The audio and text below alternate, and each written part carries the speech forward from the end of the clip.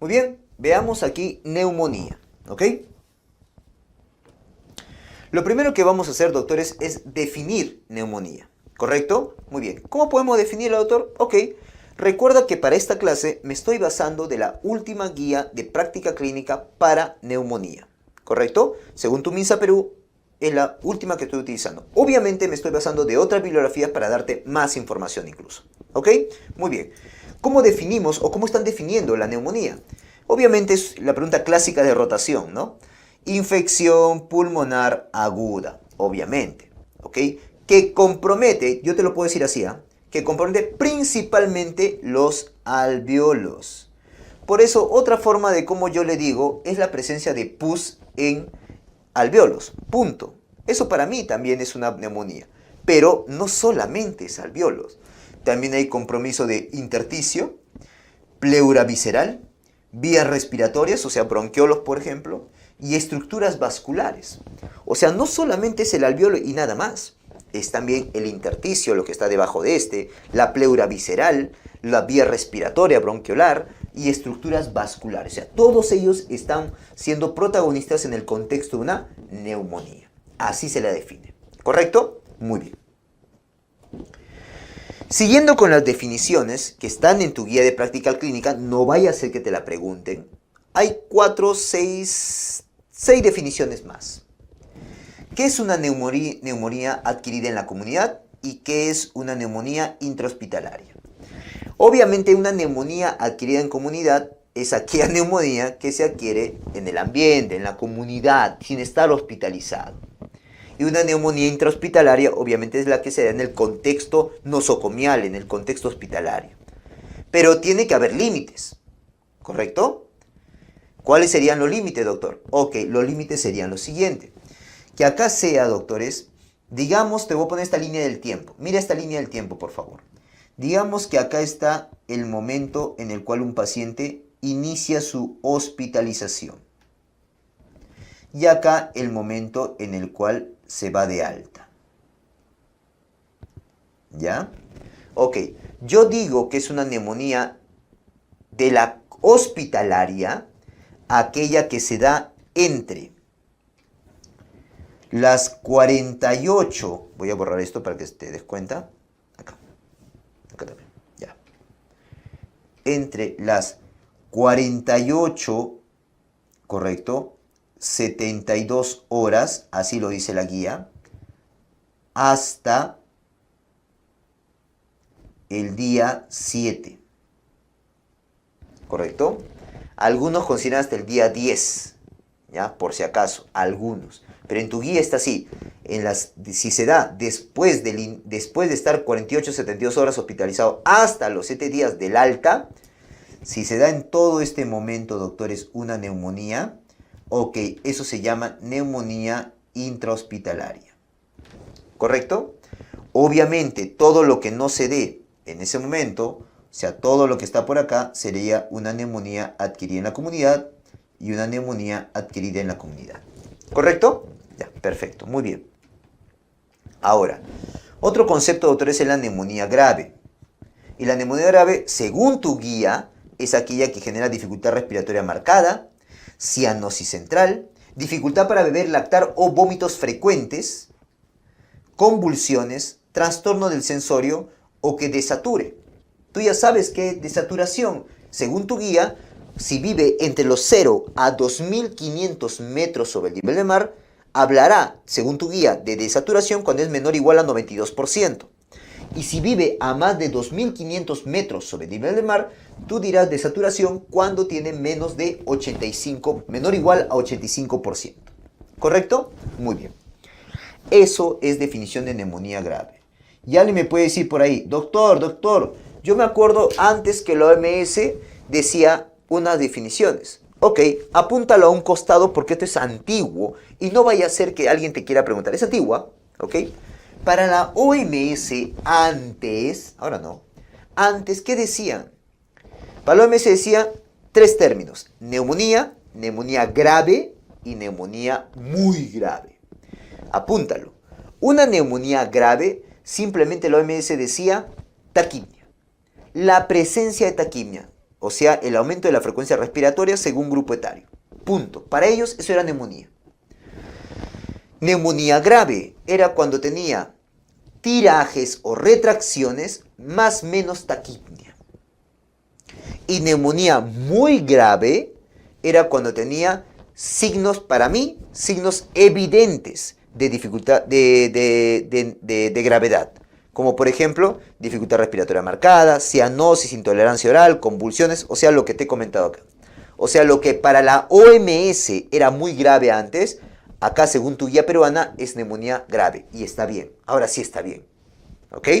Entonces, esto que te acabo de comentar, eso era la bibliografía de la OMS anterior. Estoy hablando acá de tu guía peruana. ¿Ya? Muy bien. ¿Cuándo es neumonía complicada según la guía peruana? Dice, cuando hay derrame paraneumónico que se puede convertir en un empiema, absceso, necrosis, cuando es una neumonía multilobar, cuando es neumotora, cuando está con fístula, genera una fístula broncopleural, o sea, por cercanía a la pleura, obviamente, o sepsis.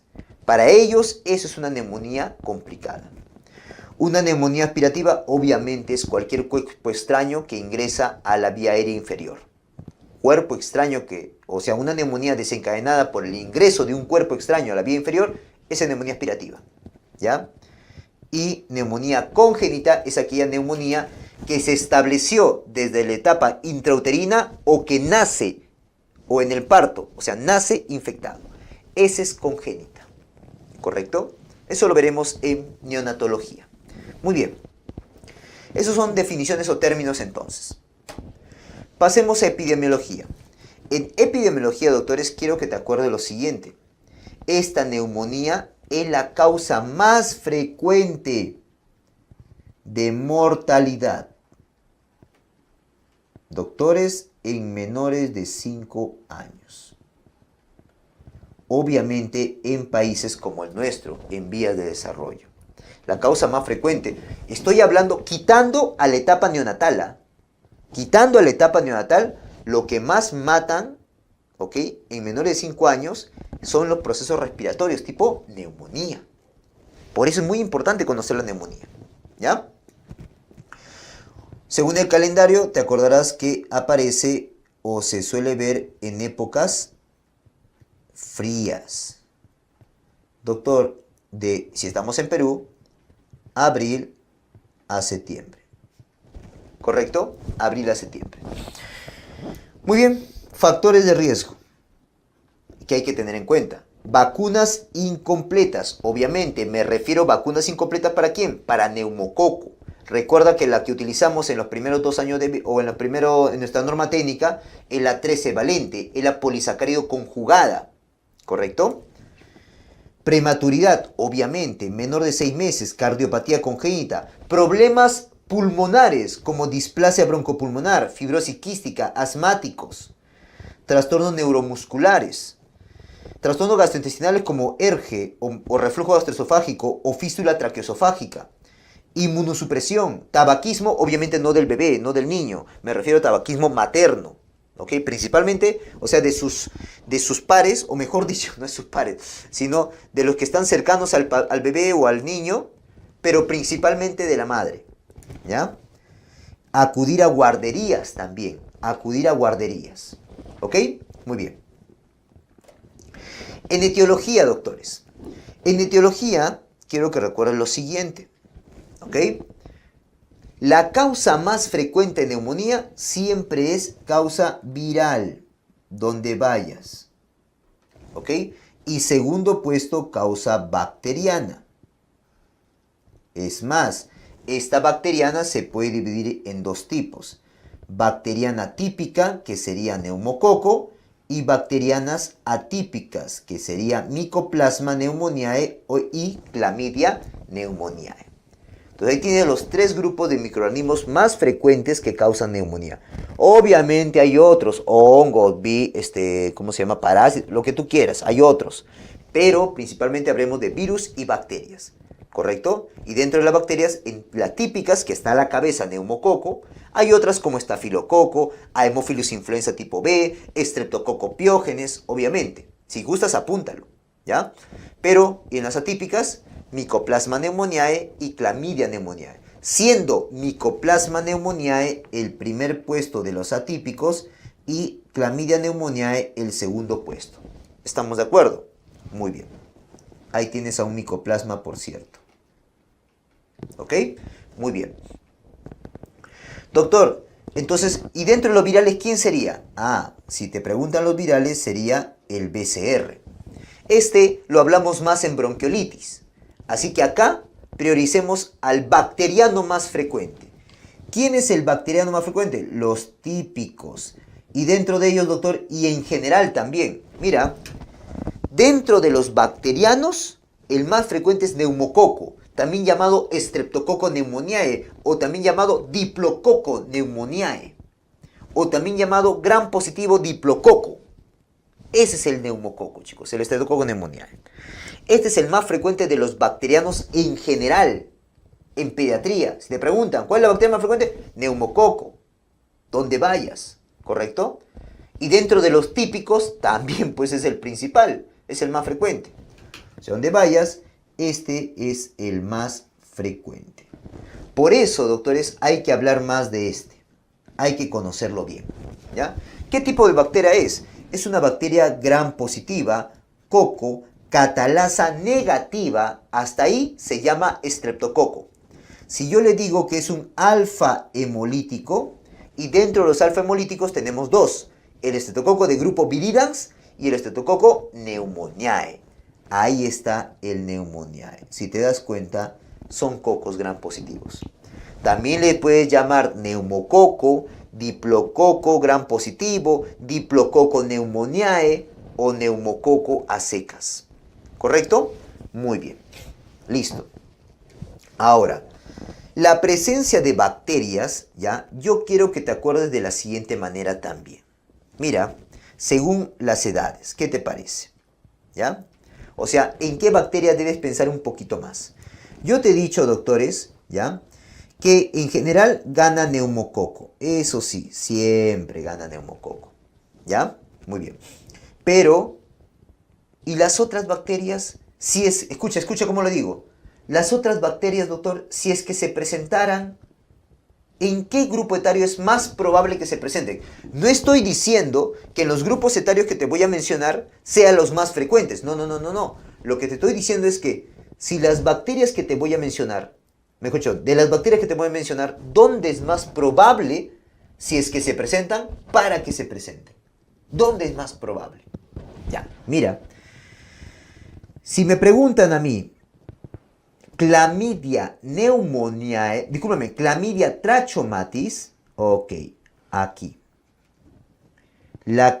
Discúlpeme, al revés lo voy a poner. La flecha va al revés. En este grupo, en menores de 3 meses, es más probable la Chlamydia trachomatis. Es más, apúntalo, esa neumonía, que es una neumonía también atípica, ¿ya? Que tiene más probabilidad de presentarse en menor de 3 meses, va con una triada. Para mí hay una triada, es mi triada. 1, menor de 3 meses, principalmente alrededor de las 4 semanas. 2, que tenga conjuntivitis y signo de neumonía atípica. Signo de neumonía atípica, conjuntivitis y menor de 3 meses, principalmente alrededor de las 4 semanas, eso es la triada para mí de Chlamydia trachomatis. ¿Correcto? Muy bien. Otro. Muy bien. En menores de 5 años, acá, menores de 5 años, con alto riesgo de empiema, ¿correcto? Con alto riesgo de empiema, ¿en quiénes hacen eso? En menores de 5 años. Los que hacen en menores de 5 años alto riesgo de empiema son dos. El Streptococcus pyogenes y el Staphylococcus aureus. Si te preguntan, menores de 5 años con alto riesgo de empiema, son Piógenes y Aureus. ¿Ok? Muy bien. Otro. Si las bacterias atípicas, Mycoplasma, Chlamydia pneumoniae, se presentaran, se pueden presentar en cualquier grupo etario. Pero ¿dónde es más probable? Acá. En los mayores de 5 años. En este grupo es más, no el más frecuente, sino más probable que se presenten las bacterias atípicas. ¿Correcto? Muy bien. Entonces, esos datitos quiero que te acuerdes. ¿Quién gana en general? Neumococo siempre, por favor. ¿Ya? Muy bien. Siguiendo con las etiologías, no quiero que te quedes corto, te lo dejo ahí en la diapositiva, estas etiologías de neumonía según el grupo etario. Miren, doctores, de 1 mes a 3 meses, de 4 meses a 4 años, de 5 años a 12 meses, siempre, ¿quién gana? Neumococo, neumococo, neumococo. ¿Te das cuenta? Por eso digo que neumococo siempre es el que gana, ¿ya? En general, si hablamos de bacterias. Obviamente en etapa neonatal cambia la cosa. Ahí tengo que pensar en sepsis neonatal como el Streptococcus agalactiae, segundo puesto E. coli, ¿correcto? Y de ahí vienen otras como la Klebsiella, Listeria, etc. ¿Ya? En virus también, si te dan a decir qué virus es más probable, te dije BCR, ¿correcto? ¿Ok? Claro, en etapa neonatal hay otros, como citomegalovirus, virus herpes, etc. Y cuando son más grandes, ya comienza a aparecer el influenza, por ejemplo. Y otros microorganismos acá, por ejemplo, y acá, por ejemplo. Hongos, por ejemplo, parásitos, etc. U otras bacterias especiales como treponema, etc. ¿Ya? Menos probable. Igual te dejo, este es tal cual de la guía de práctica clínica, para que le des una leída por si acaso. ¿Ok? Muy bien. Veamos la fisiopatología. ¿Ok? Voy a agrandar esto para que lo veas mejor. Ahí está. Mire. Ingresa el microorganismo. Vamos a hablar del gran protagonista de esta clase, el neumococo. Ingresa el neumococo, doctores. ¿Ok? Ahí está, arriba este patógeno, neumococo. ¿Ok? Y comienza a multiplicarse. Acá a nivel alveolar. ¿Ok? Esto va a inducir localmente la producción primaria de citocinas, ¿correcto? Por los macrófagos alveolares. Por eso, estos macrófagos alveolares van a, mediante esas citocinas, llamar, pues, doctores, un reclutamiento de neutrófilos o células inflamatorias, ¿correcto? Y además, citocinas al torrente circulatorio. Por eso vas a ver por acá un infiltrado de células inflamatorias que se va a convertir con un exudado alveolar, o sea, la presencia de pus en alveolos. ¿Te das cuenta? Así de simple puedes considerar a la fisiopatología. Obviamente hay receptores acá que hay que estudiar más a fondo, pero no es el objetivo de esta clase. ¿Ok? Para que entiendas un poco la fisiopatología de la neumonía por neumococo. Llega el neumococo, llega la bacteria, estimula, se multiplica, eso es reconocido por macrófago llama mediante citocinas a células inflamatorias, estas mismas citocinas pasan al torrente circulatorio para hacer clínica inflamatoria también, ¿ok? Y estas citocinas, al llamar a estas células inflamatorias, neutrófilos por ejemplo, migran a el alveolo y generan un exudado alveolar, la presencia de pus en alveolo. ¿Correcto? Muy bien, perfecto. Y no solamente eso, como te dije, también hay un componente en el intersticio, también hay un componente vascular, también hay un componente peribronquial, ¿correcto? O bronquiolar. Inflamándose me refiero, inflamándose. Muy bien, esa es la fisiopatología. Veamos la clínica. Muy bien, en la clínica vamos a ver, doctores, 3 tipos de neumonía. Neumonía típica, ¿correcto? Neumonía atípica y neumonía viral. ¿Ya? Si a ti te preguntan, ¿cómo es la transmisión, doctores? Es de un paciente enfermo a otro o infectado a otro paciente susceptible a través de secreciones respiratorias. Estas secreciones respiratorias pueden viajar a través del aire por las gotitas, puede ser por contacto directo, o puede ser también a través de fomites, ¿correcto? La cosa es que la transmisión es por secreciones respiratorias. Muy bien, ahora, eso es lo principal, ¿eh? Hay otros obviamente, pero bueno, secreciones respiratorias que ingresan por vía respiratoria, obviamente. Entonces la transmisión es respiratoria, principalmente, ¿ya? Ahora, una vez que llegan acá, a la vía aérea, ¿cómo llegan al pulmón? Cuando son bacterias típicas, principalmente neumococo, estoy hablando a la cabeza, esa puede ingresar por ese es lo clásico, por microaspiración. O sea, primero coloniza la vía aérea superior, correcto, coloniza, y luego migra hacia el pulmón por microaspiración. Eso hace el neumococo. El atípico, ¿ok? También hace el parecido, pero principalmente por inhalación, ¿ya? Y el viral también puede ser por inhalación, como lo hace, así como se ve en bronquiolitis, algo parecido, la migración del virus, ¿correcto? El datito que quiero que recuerdes acá es que el neumococo clásicamente le gusta entrar por microaspiración. También puede entrar por inhalación, ¿ya? O por vía hematógena también. El neumococo entra a la sangre y por vía hematógena llega a pulmón. Esa es otra posibilidad también. Pero la más conocida, la más hablada, es por microaspiración, ¿ya? Muy bien, listo. También antes de hablar de la presentación típica, atípica y viral, quiero decirles algo. La típica y atípica pueden ser que comiencen de frente. O sea, llega la bacteria y de frente me hacen la neumonía. Por eso acá puse brusco. ¿Correcto? Pero también es probable que tengan un cuadro viral previo.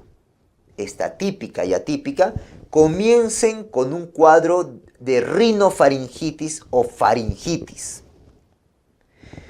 Ya, doctor, ¿y por qué tendrían eso? ¿Qué tiene que ver con la bacteria? Lo que pasa es que esta rinofaringitis o faringitis va a predisponer a la mucosa respiratoria a que más fácilmente sea colonizado por una bacteria que ha llegado a su, por ejemplo, orofaringe. ¿Correcto? Entonces, nuevamente, la típica y atípica, ¿ok? Pueden comenzar de forma brusca. O sea, llega la bacteria sin que haya precedido un cuadro respiratorio alto, ¿ah? Llega la bacteria, es un cuadro viral previo. Llega la bacteria y pasa a ser neumonía. Por eso algunos dicen brusco. ¿Ok? Pero en otros casos también, te lo pueden poner en casos clínicos, te dicen un cuadro respiratorio alto previo, un cuadro viral previo.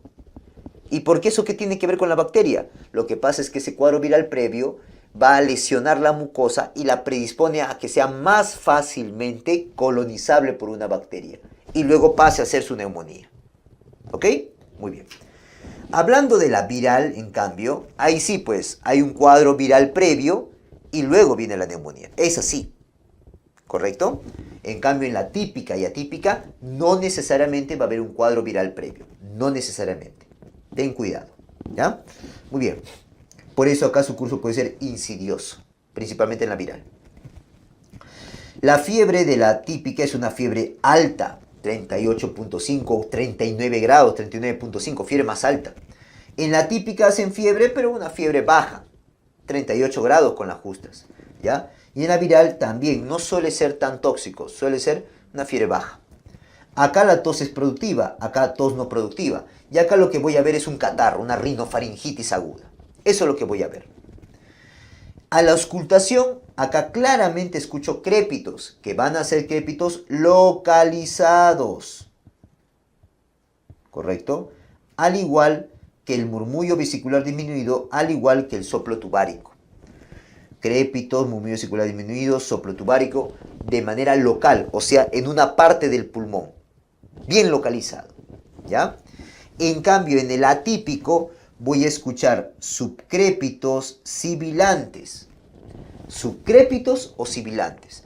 Algunos, y acá por favor ten mucho cuidado, algunos mencionan que esto puede ser local, ¿ok? Local, pero también puede ser difuso. Oiga, doctor, ¿y ahora entonces cómo marco? ¿Cómo lo diferencio del viral o de otra cosa? Ah, bueno, hay otras cosas que te puedes valer. La orografía, la edad, la fiebre baja, etc. Tos no productiva. Otra cosa que te van a apoyar. Por eso tienes que practicarlo ya con casos clínicos. ¿Correcto? Pero suele ser, yo le pondría como una sibilantes subcrépitos locales. O sea, localizados. ¿Ya? Pero puede ser difusos. Bueno, también te apoyas porque hay clínica extrapulmonar que genera principalmente ¿quién? el micoplasma. Recuerda que acá estamos hablando de las vedettes, ¿ah? ¿Quién es la vedette de la atípica? El Streptococcus pneumoniae. De la atípica, el Mycoplasma pneumoniae. Y de la viral, el BCR. Esas son las vedettes. Estamos hablando de las vedettes, por si acaso, ¿ya? Clínica extrapulmonar, claro que sí. Una clínica dermatológica, correcto, un tipo de exantema, un rash va a ser el paciente, hasta un Steven Johnson incluso, afectación de oído, ¿ok? De conjuntivas, etcétera, ¿ya?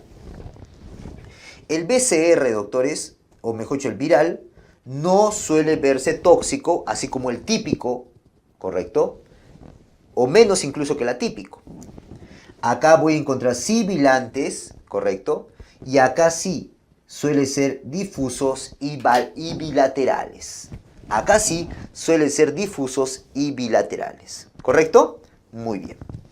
Entonces, la experiencia que tú adoptes mientras más marques claves, o mejor dicho, más respondas preguntas, es, pues, doctor, lo que te va a poder, vas a poder adoptar para, o aprender, mejor dicho, para responder qué tipo de neumonía, o frente a qué tipo de neumonía estamos, típica, atípica o viral. ¿Correcto? Muy bien. Listo. Ahora, doctor, veamos exámenes. Dentro de los exámenes, doctores, no es necesario, ¿ok?, los exámenes de rutina para una neumonía. Es más, las guías te dicen que para el diagnóstico es un diagnóstico clínico. Yo le pediré otros exámenes, o sea, no es necesario hemograma, PCR o placa, no es necesario. Yo pediré otros exámenes, como radiografía, por ejemplo, si es que quiero descartar otras cosas, o hay una evolución rara, quiero descartar una tuberculosis, o el paciente se va a hospitalizar. ¿Doctor, qué está hablando? Ok, en la guía de práctica clínica, doctores, no mencionan, ok, varios criterios para pedir una radiografía. Mencionan un par de ellos, ¿ya? Hay una guía antigua peruana del año 2009, parece, donde sí mencionan claramente los 5 o 6 puntos para pedir una placa de tórax. Y me parece lo mejor, ¿ok? Así que eso es lo que yo te voy a contar. ¿Qué te parece? ¿Cuáles serían entonces las indicaciones, doctores, para pedir una radiografía? Ok, apúntalo por favor. Según guía práctica clínica previa, no la actual. 1. Por ejemplo, la que siempre se agarra a los R1. Duda diagnóstica. ¿Ya? Duda, ese es ya para el champero, pues. Duda diagnóstica. 2. Sospecha de TB. Estamos en Perú. Sospecha de TB. 3. Mala evolución clínica. O sea, tú ya diagnosticaste y el paciente tiene un empeoramiento clínico. ¿Correcto? Paciente que llega a la emergencia de frente con sepsis. Y no vas a indagar preguntando a la mamá cómo le evolucionó. No, pues, si está grave el paciente, de frente pide una placa para ver si es foco respiratorio. ¿Correcto? Otro, descartar complicación. Complicación. ¿Ok? No sé, pues, te parece que hay una telectasia, te parece que hay un empiema, un derrame paraneumónico. Pídele entonces. Y una sexta indicación, doctores, para mí, sería, pues, que el paciente se hospitalice. Todo paciente con neumonía que ya requiera hospitalización, pídele placa. Por lo menos con un basal. No para el diagnóstico, porque el diagnóstico está hecho. ¿Correcto? Muy bien. Listo. Doctor, ¿y qué patrones voy a ver en una radiografía? Te voy a decir lo clásico que conocemos como clínicos que somos. ¿Ya? Los estudios están demostrando, o los artículos, las investigaciones demuestran otra cosa, yo lo sé, ¿ok? Pero probablemente te sigan preguntando esto. Para una neumonía típica, lo que se ve es esto de acá. ¿Qué es eso, doctor? Un consolidado alveolar, también te pueden decir, consolidado alveolar o patrón alveolar en consolidado, ¿ok? Con broncograma aéreo. ¿Estamos de acuerdo? Consolidación más broncograma aéreo. Muy bien. ¿Qué vería en la atípica? En la atípica, doctores, voy a ver esto. Parecido a la viral. Un patrón intersticial. Patrón intersticial. ¿Correcto? Ahora, si tú ves los estudios, en la viral está bien, es lo que predomina, intersticial. Pero en la atípica, la literatura dice, Los clínicos consideran que la atípica viene con patrón intersticial, clásicamente. Pero los estudios han demostrado que puede haber varios patrones, incluso hasta un patrón algodonoso, consolidados, ¿correcto? Infiltrados de repente en diferentes lugares del pulmón. Pero lo típico, doctores, es que te pongan un patrón intersticial. Por lo menos para fines de examen, eso es lo que te van a poner seguramente. ¿Ya? Entonces sería así. Consolidado, para el típico, más broncoramedio, atípico y viral en patrón intersticial. ¿Ya? Muy bien. Tratamiento. Para tratamiento, doctores, ¿ok? Hay que determinar dos cosas. Uno, si va a manejarse en la casa, en el domicilio, ¿correcto? O vas a manejarlo en el hospital, o sea, lo vas a hospitalizar al paciente. ¿Correcto? Muy bien. Si tú decides que vas a ir al domicilio, ¿ok? Vas a aplicar el método Faltan. O sea, la madre le dice, señora, aplique el método Faltan. ¿Correcto? ¿Ok? Doctor, ¿qué es el Faltan? Apúntalo. F de manejo de la fiebre. Tiene que manejar la fiebre, señora. ¿Correcto? La A de continuar su alimentación. O sea, señora, por más que tenga neumonía, tiene que continuar una adecuada alimentación. ¿Correcto? L de líquidos. Señora, dele bastante líquidos, por favor. ¿Ok? Muy bien. Falta. La T de tos. Ah, doctor, hay que dar antitusígenos. No.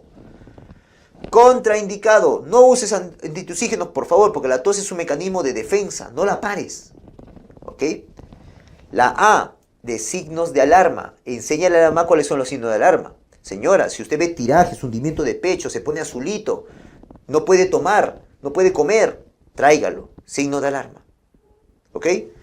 Falta. Ah, la N. La N de nariz. Señora, fíjese la naricita que no esté con secreciones, que no esté con bastante moquito, porque eso en un lactante menor puede generar una gran dificultad respiratoria, porque los lactantes menores no saben respirar por la boca, son respiradores nasales. ¿Correcto? Muy bien. Listo. Ya, doctor, todo eso le digo a la mamá, pero además tengo que dar antibióticos si es de causa bacteriana. Ok, para la causa típica hay que darle antibiótico proviral tipo Amoxi a 90 por kilo por día por 7 a 10 días. Y CAF a 50 por kilo por día por 7 días. Cualquiera de las dos opciones según tu última guía de práctica clínica. Para lo que es la típica, obviamente voy a dar los atípicos. Antibiótico viral tipo acitromicina es el más usado. Puedo utilizar claritro o eritro también. ¿Ya? Claritromicina o eritromicina también. Pero acitro es el más usado y esa te podrían preguntar. A 10 miligramos por kilo por día por 5 días. ¿Correcto? Muy bien. Obviamente no vas a dar antibióticos a un viral, pues, no te pases. ¿Ok? Muy bien. Ahora, doctor, ¿y existirá algún antiviral para BCR? Sí. Sí existe antiviral para BCR, por si acaso. ¿Ya? Pero las indicaciones son muy escuetas. Bueno, datito, apúntalo. Ribavirina, pero en aerosol. Ribavirina en aerosol sería el antiviral que se recomendaría para BCR. ¿Correcto?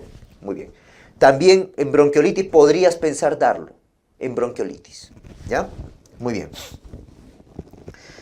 Y ya. ¿Ok? Ahora, doctor, pero si yo decido hospitalizar... Ah, y por cierto, ¿y cuándo decides hospitalizar? Cuando tiene criterios de hospitalización.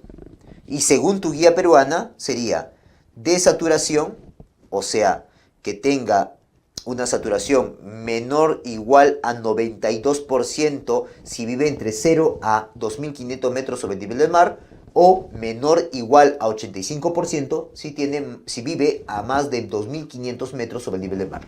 ¿Ok? Menor de 6 meses. Signo de dificultad respiratoria como taquipnia, quejido, aleteo nasal o apnea. Intolerancia oral, obviamente. Mal estado general, también evaluado sin fiebre. No respuesta al tratamiento ambulatorio, o sea, tú lo mandaste a la casa con su amoxi y no ha ido bien. Comorbilidades, como por ejemplo cardiopatía congénita, ICC, o un pulmópata, una fibrosis quística, una discinesia ciliar, etcétera, no lo sé. Complicado, un empiema, un derrame pleural, no lo sé. factor social, que la madre o el cuidador no puedan cuidarlo verdaderamente o adecuadamente, o que viva muy alejado de un centro de salud. ¿Correcto? Muy bien, estos son criterios para hospitalizar al paciente. Doctor, y estando hospitalizado, obviamente es porque también probablemente requiera oxígeno. Entonces voy a darle oxígeno, ¿correcto? ¿Ya? ¿Cuándo lo requiere? ¿Y cuándo lo requiere, doctor? Depende. Si vive a más, o discúlpame, entre los 0 a 2500 metros sobre el nivel del mar, le voy a dar cuando la saturación de oxígeno sea menor o igual a 92%. Pero si vive a más de 2500 metros sobre el nivel del mar, le voy a dar cuando su saturación de oxígeno sea menor o igual a 85%. Claramente lo menciona tu guía. ¿Ok? Muy bien. Ahora, oiga doctor, ¿y si voy a antibióticos en hospitalario debe ser parenteral? Sí. ¿Ok? ¿Y qué antibiótico parenteral para menor de 2 meses? Ampigenta o ampi-amica por 7 días. Ampigenta o ampi-amica. Y si tiene más de 2 meses, tienes opciones tipo ampi, CAF, penicilina G sódica e incluso hasta ceftriaxona. Doctores, si tú tienes recomendación de alto nivel, ¿ok? Doctor, pero ¿cuál escojo? Ampi, CAF, penicilina G sódica, ceftriaxona. Escoge el más simple. Escoge ampi. Cuando el paciente no tenga uso de antibióticos en el último mes, cuando el paciente no tenga comorbilidades importantes, como por ejemplo cardiópata, Downcito, y si no ha sido hospitalizado ahorita nomás. Si no ha sido hospitalizado, si no tiene comorbilidades, si el paciente no ha usado antibióticos en el último mes, es decir, no tiene riesgo de bacterias resistentes, dale AMPI. Comienza con AMPI. Pero si por el contrario te dice, no doctor, si está hospitalizado hace poco, ha usado antibiótico, doctor, o tiene alguna comorbilidad, doctor, ahí te sugiero pasarte a ceftriaxona. ¿Correcto? ¿Ok? Muy bien. Y tienes las opciones de CAF, penicilina G sódica también como otras opciones. ¿Ya? Muy bien. Ese sería el manejo, doctores. Obviamente, ¿ya? Dentro de este manejo puede ser que el paciente requiera no solo oxígeno, sino que también manejo oxigenador ventilatorio. Es decir, puede ser que también requiera en otro momento, más o menos, el uso de SINAF, el uso de un CPAP, el uso de una ventilación mecánica invasiva, puede ser. Obviamente esto ya en cuidados intermedios o en la UCI. ¿Correcto? Muy bien. Por último, las complicaciones. Doctor, ¿qué complicaciones suele haber? Ok, mire. Dentro de las complicaciones, la telectasia para muchos, algunos mejor dicho, consideran como una complicación. Yo dudo bastante. Yo creo que si te preguntan una complicación frecuente acá, sería derrame. Derrame paraneumónico. Derrame pleural paraneumónico. Por eso telectasia lo pongo entre asteriscos. Ya hay que adaptarnos a la pregunta. ¿Ok? Este derrame luego se puede convertir tranquilamente en un empiema, ¿correcto? Puede ser una neumonía necrotizante, puede desarrollar un neumotórax, un neumatocele, un absceso, sepsis, ¿ok? Y hasta hiponatremia. ¿Qué hiponatremia? Sí, la hiponatremia, doctores, por si acaso, principalmente es por la inflamación sistémica por una neumonía. Eso es lo primordial, o la causa principal de la hiponatremia en el contexto de una neumonía. Pero, datito, apúntalo, ¿ya? Puede haber otro más, apunta ahí otro. SIHAD, S-I-H-A-D, secreción inadecuada de hormona antidiurética. ¿También? Sí. Doctor, ¿entonces llevaría hiponatremia también? Sí, otra causa de hiponatremia. En el contexto de una neumonía. ¿Lo puede llevar? Lo puede llevar. ¿Por qué? Porque en el contexto de esta neumonía, doctores, se puede desarrollar un SIHAD, que es una secreción en realidad incrementada de la hormona antidiurética, haciendo que se retenga, pues doctores, ¿no? Más líquido, diluyendo el sodio, por lo tanto, llevándote a una hiponatremia. ¿Ok? Muy bien. Datito entonces, ¿ah? Ahora, la sepsis también puede progresar, ¿ah? Puede progresar algo a coagulación intravascular diseminada, a falla multiorgánica, etc. También puede pasar. ¿Ok? Obviamente estos pacientes ya se encuentran, pueden ser en cuidados intermedios o en UCI. ¿Ok? ¿Estamos de acuerdo? Muy bien. Una recomendación, doctores. Ya sea que tengas un proceso respiratorio en tu paciente. Una recomendación acá. Cuando tú estés frente a un paciente que esté, por ejemplo, con un proceso respiratorio tipo neumonía, bronquiolitis, cualquier tipo de SOP, una crisis asmática, no lo sé. Esos pacientes vienen con dificultad respiratoria, ¿correcto? Ya están con su dificultad respiratoria. Pero si esa dificultad respiratoria de un momento a otro aumenta abruptamente, ¿correcto? Ahí, ¿qué quiero que descartes? Descarta que se haya atelectasiado. Descarta atelectasia. Y a la auscultación, ¿cómo lo auscultaría? Murmullo vesicular disminuido localizado. Pero el paciente no luce más séptico. ¿Correcto? ¿Ok? Muy bien. ¿Y qué hago ahí? Le solicito una placa para descartar esa complicación. Doctor, ¿y cómo sería en la clínica de un derrame? Un derrame pleural. En ese caso, también aumento de la dificultad respiratoria, solo que un poquito más progresivo, ¿ok? Más insidioso, ¿ya? Y que a la auscultación el murmullo vesicular esté abolido, ¿correcto? La amplexación sea asimétrica, ¿correcto? Y eso, doctores, en la base de un hemitórax. ¿Ok? Ahora, si luce más séptico el paciente que se puede dar, probablemente ese derrame ya sea un empiema. ¿Ok? Así entiéndelo, por favor, entonces. ¿Ya? Muy bien, doctores. Listo. Hasta ahí, entonces, lo que es neumonía.